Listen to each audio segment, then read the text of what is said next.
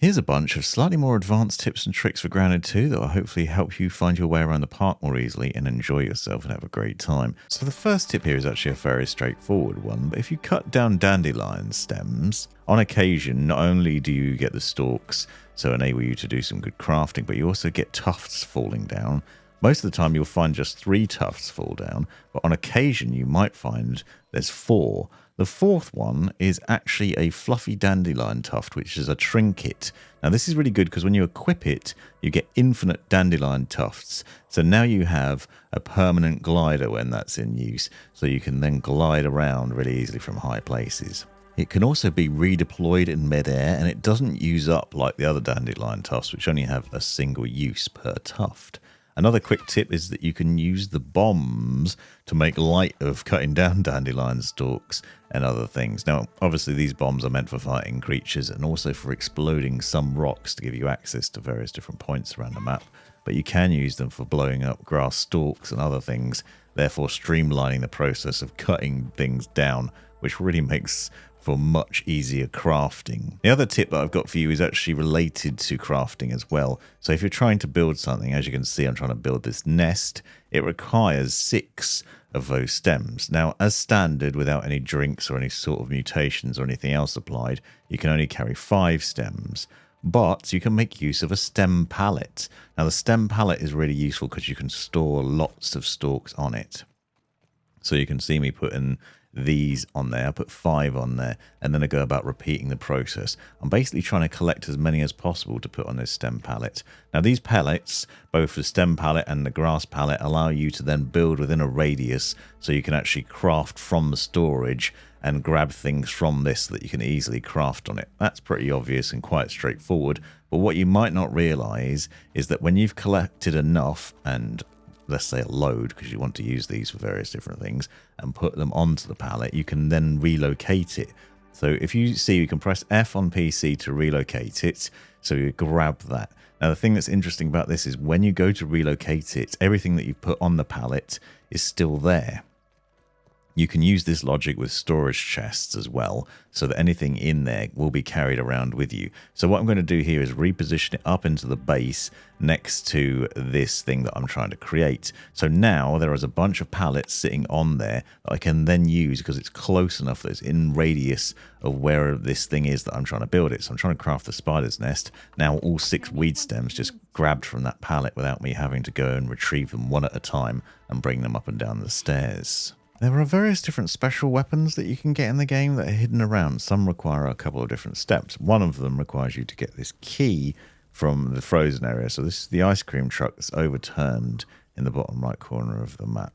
In there, if you hunt around, you'll find there's a guy here with a key next to him and a torch as well. So he's got a flare which you can throw on the ground, which warms you up. Now, I'd recommend wearing the furry gear, furry armor before you go in here, because the furry armor gives you a reduction in chill. And also making sure you've got smoothies. The Blazing Brew smoothie will help keep you warm as well. But you can use these flares and torches to stop the chill effect too.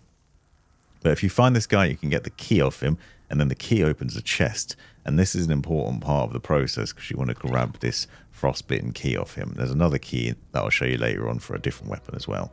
Now, from the top of the ice cream truck, you can work your way to the top. I'll show you the quickest way to get down. What you want to do is basically work your way down through here. What you're looking for is this fan, which is in the middle of the truck, and it's got a bit stuck in it that you have to dislodge before you can then make your way into the middle of it.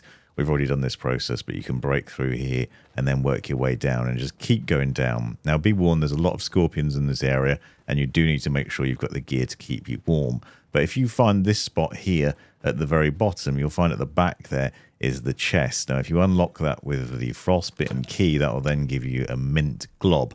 Now, this, you can't analyze the machine that you would normally do, but it does say it's perfect for imbuing equipment with special properties. It's not immediately obvious what that is. However, when you've completed what I'm about to show you, you'll then get the icicles, which you can then also craft at the workbench using the mint glob. So the mint glob can be used to make more of these, which is great if yours break or if you want to make more than one set so a friend can use them as well, and you can use these and then upgrade them. Now, I have found that these are level 3 weapons, but they're not as good as the Mantis Blade in terms of the amount of damage they do, even when upgraded to the maximum level. But you will see that you do get the chilling attack bonus, and they are very fast to use in battle, so they're good for that. Now, in order to unlock these, you first need to take them out of the ground. So you can see in that same room where the chest is, you need to pull them out of the ground. So I'd recommend drinking the Blazing Brew smoothies. Make sure you've got some flares on you and torch, and also plenty of food buffs before you go into battle here, because what you've got to do is defend these sickles against waves of scorpions, and it's really difficult. So I'd recommend having a friend with you to help, because it is very difficult. There's a lot of scorpions that come out of the ground and they try and attack the sickles, and you've basically got to defend those sickles while this is going on, and then eventually you'll unlock them. In order to get one of the best weapons in the game, you first have to essentially complete the main line of quest.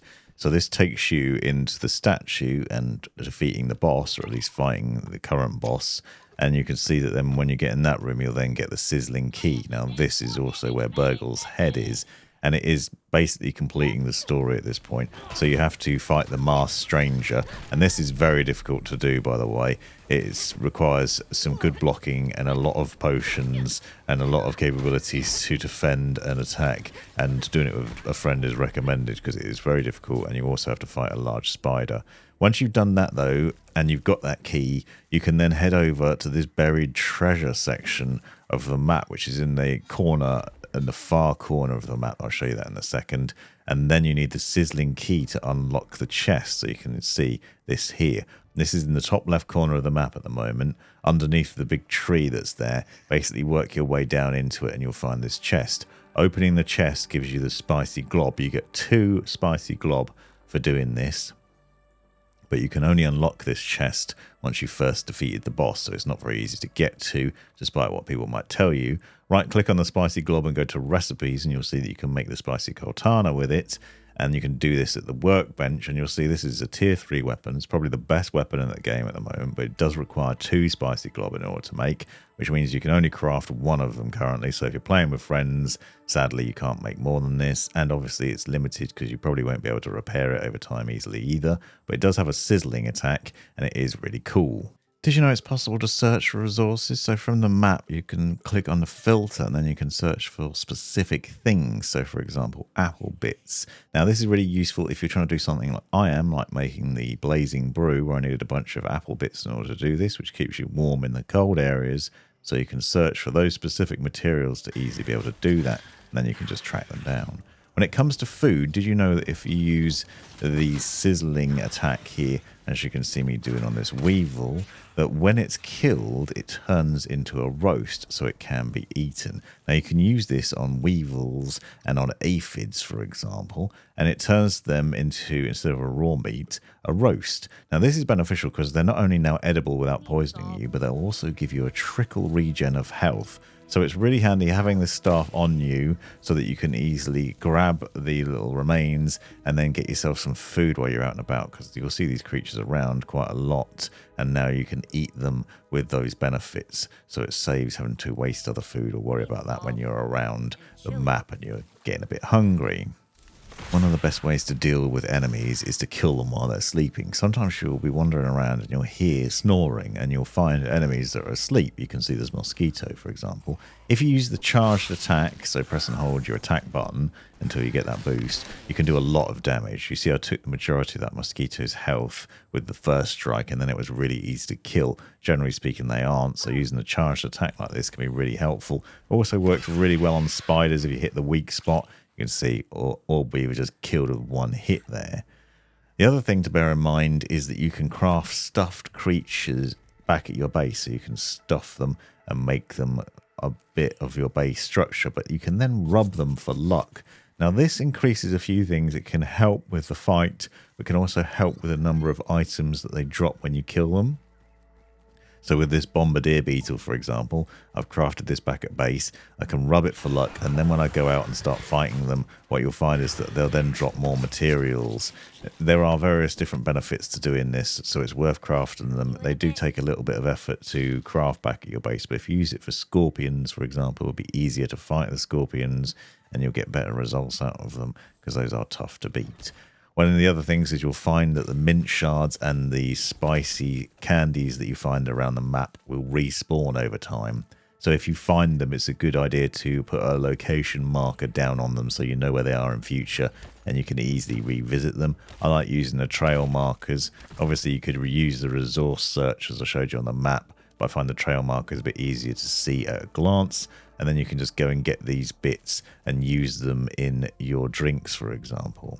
You'll also find that the quartzite shards will respawn as well. So, for example, this toxic anthill near the table, you'll find some of those rocks in there. So the quartzite shard that you can see here, you can use these to then upgrade your weapons and your armor. And it's worth revisiting these spots. So I'd recommend putting a marker down for these as well. You do have to battle your way through. From the frozen area, you'll find the chocolate chunks, which give you a temporary bonus of a sugar rush, which allows you to run faster.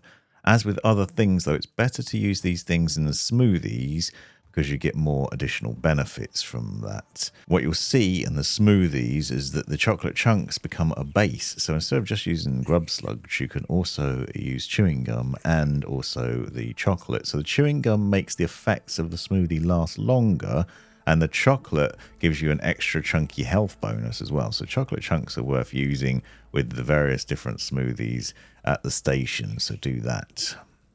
If you hear a slight noise when you're out and about, a ping, and see that little marker in the bottom left corner of the screen, that's an indicator that you're near a tooth. So you can hunt for that molar until it basically lights up more and you'll know that you're in the right spot for it. And this is an easy way to track down the milk molars and upgrade your character. On some parts of the map, you'll find that there's flower petals that you can get. These can be tricky to get to, so you can see this one, for example, which is near the statue, is pretty hard. However, if you use your staff, you can shoot at them and then knock them down and then collect the petals as they fall. You can also use a bow for this, but I found that the staff's actually really easy because you can just fire fireballs at it and you won't damage them. Now, if your buggy gets knocked out and you can't get to it for some reason and you're worried about it, I was worried here, for example, I couldn't get back to rescue mine and it had loads of loot on it. Don't worry, because it will eventually respawn and your loot will still be on there. So you can see that all beavers still got my stuff, which is great. If you're looking for milkweed tufts, watch out for the pistol near the table. You'll find that on the floor there should be some pods. So you'll see the milkweed pods, and it's got the tufts and the bits in it. And this is very useful for crafting various different things, including the furry armor, which you can use to go into the cold zone. Now, if you're lucky, you'll find these on the floor. If you look for the wooden posts with the rope going between them near the picnic table, this is a good location for where they are. But what you'll also find is if you look up and look for a plant that has a pink top to it, you'll sometimes find that these are on the stem of the plant still. So you can shoot them off with arrows and hopefully then access them. So there are a number of plants knocking around this area, so you can see it on the map. There's basically those wooden posts with rope going between each of them. And in those various different spots along there, so if you follow the rope along, for example, you'll see these plants with the pink top on top. And then all you've got to do is to shoot them down, so shoot the pod down and then try and get to it. You can see in this instance it's fallen down on the plant, so I've got to climb up the plant to get it, but it is one way to get these and to keep getting them as they respawn. You can basically revisit these places and then harvest them as much as you need to for all the gear. Hope all these tips have helped. Thanks for watching.